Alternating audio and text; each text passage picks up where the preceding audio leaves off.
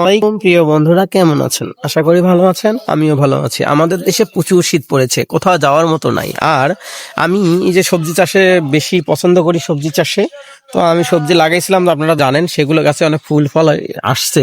এখন এই ফুল ফলগুলো কেন জানি থাকতেছে না, কেন জানি সবগুলো, এটা কি কোনো শীতের কারণে পড়ে যাচ্ছে, নাকি আপনার ওই যে সার দেওয়া লাগবে এই জন্য, কীটনাশক দেওয়া লাগবে এই জন্য, নাকি আমি জানি না। এই যে দেখুন সিম গাছে অনেকগুলো ফুল আসছে, দেখছো?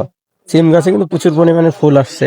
আর লাউ গাছে তো লাউ গাছটা অনেক বড় হয়ে গেছে, অনেকটা অনেকটা বড় হয়ে গেছে লাউ গাছ।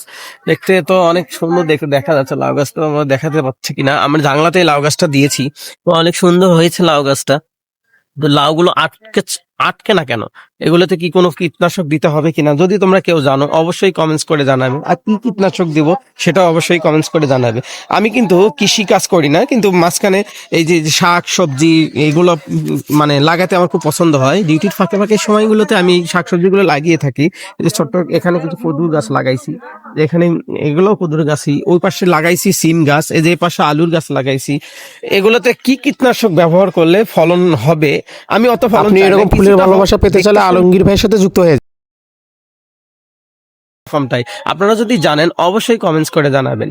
আর আমার ভিডিওগুলো কেমন লাগে অবশ্যই এটাও কমেন্টস করতে ভুলবেন না। আর যদি আমার ভিডিও ভালো লাগে অবশ্যই সুন্দর সুন্দর কমেন্টস করবেন, পাশে থাকবেন সব সময়। সকলের জন্য আবারও অনেক অনেক ভালোবাসা রইল। সবাই ভালো থাকবেন, সুস্থ থাকবেন।